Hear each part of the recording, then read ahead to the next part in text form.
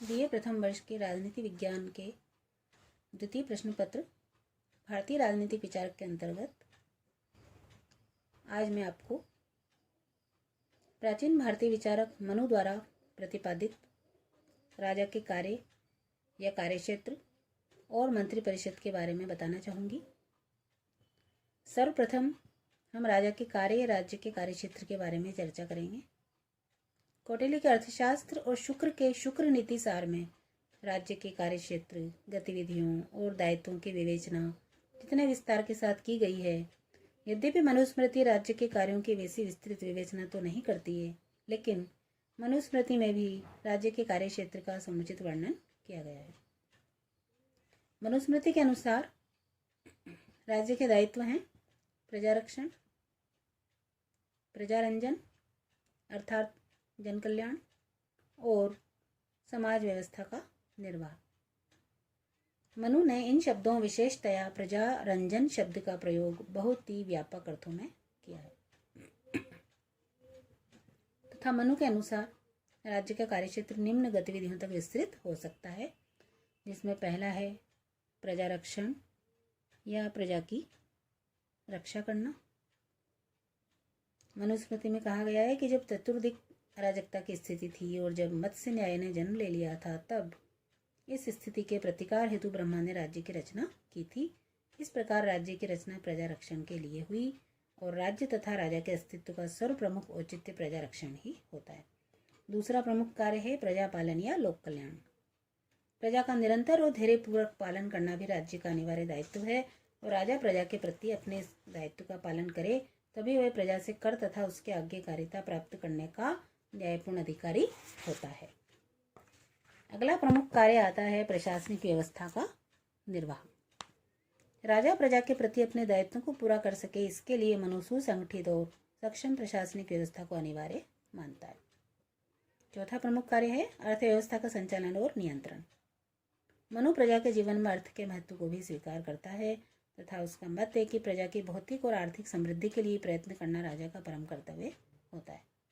पांचवा प्रमुख कार्य है सामाजिक व्यवस्था का नियमन और निर्वाह करना। मनुस्मृति में सामाजिक व्यवस्था का नियमन और निर्वाह भी राज्य का एक प्रमुख दायित्व माना गया है। मनुस्मृति में संपूर्ण समाज को 4 वर्णों में विभाजित किया गया है, ब्राह्मण, क्षत्रिय, वैश्य और शूद्र, और राज्य से अपेक्षा की गई है कि वह समाज में प्रत्येक वर्ण के सदस्य द्वारा उसके निर्धारित कर्तव्यों के पालन को सुनिश्चित करे। छठा प्रमुख कार्य है न्याय की व्यवस्था। मनुस्मृति में न्याय को राज्य के सर्वाधिक महत्वपूर्ण कर्तव्य के रूप में बताया गया है। राज्य की उत्पत्ति के प्रसंग में मनु ने कहा है कि राज्य विहीन अवस्था में मत्स्य न्याय की जो स्थिति थी, उसके स्थान पर नीति एवं धर्म पर आधारित न्याय को प्रतिष्ठित करना ही राज्य का परम कर्तव्य है। सातवां प्रमुख कार्य परराष्ट्र संबंधों का संचालन। बाहरी आक्रमण से रक्षा राज्य का एक अनिवार्य दायित्व है। अतः मनु का विचार है कि परराष्ट्र संबंधों के संचालन में शासक ऐसी युक्ति और विवेक के आधार पर कार्य करे कि अनावश्यक युद्ध की उलझन में पड़े बिना ही राज्य तथा उसके सम्मान की रक्षा संभव हो सके। अब प्रश्न ये उठता है कि मनु द्वारा चित्रित राज्य तो एक लोक कल्याणकारी राज्य है और राजा को भी अनेक अधिकार क्षेत्र दिए गए हैं, पर क्या मनु का राजा निरंकुश है? मनु ने राज्य की उत्पत्ति के देवी सिद्धांत का प्रयोग का वर्णन किया है और उसने राज्य में दिव्यता की कल्पना भी की है, लेकिन मनु की विचारधारा पाश्चात्य विद्वानों द्वारा प्रतिपादित देवी सिद्धांत और उनके द्वारा राजा की निरंकुशता पर बल दिए जाने से बिल्कुल अलग है। मनु ने राजा की सत्ता पर नियंत्रण की व्यवस्था भी की है और कई प्रकार के नियंत्रण भी उस पर लगाए हैं। इनमें पहला है धर्म का नियंत्रण। मनु ने राजा को धर्म के अधीन रखा है। दूसरा है संस्थागत नियंत्रण।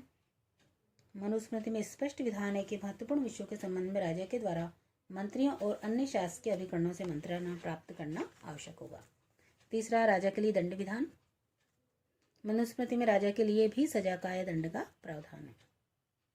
राजा विशिष्ट देव होकर भी साधारण प्रजाजन की भांति ही दंड भोगता है।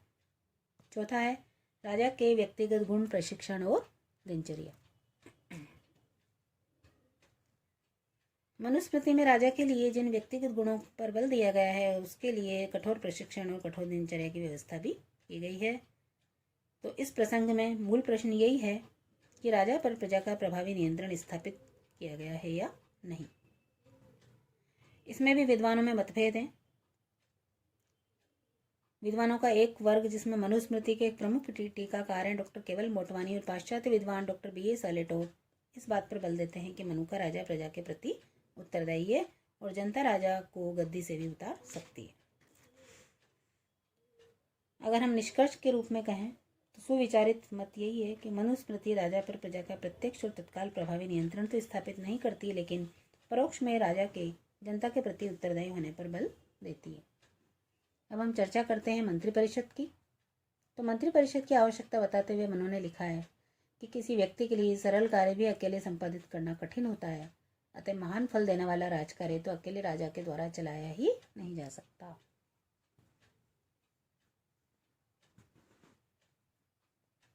मनु के अनुसार सामान्यतया 7 या 8 व्यक्ति मंत्री पद के लिए उपयुक्त होते हैं।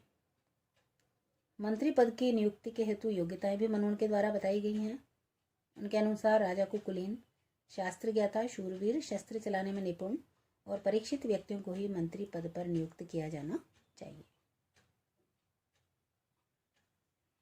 मंत्रियों के दायित्व और अधिकार की चर्चा करें तो यद्यपि मनु ने मंत्रियों के दायित्व और अधिकारों की विस्तार से विवेचना नहीं की है, लेकिन मनुस्मृति के अध्ययन से नितांत स्पष्ट हो जाता है कि मनु राजा सहित मंत्रिपरिषद को सारी शासन व्यवस्था के संचालन के लिए उत्तरदायी मानता है। मंत्री द्वारा अपने अधीन विभिन्न राज्य कार्य हेतु अध्यक्षों की नियुक्ति भी की जानी चाहिए।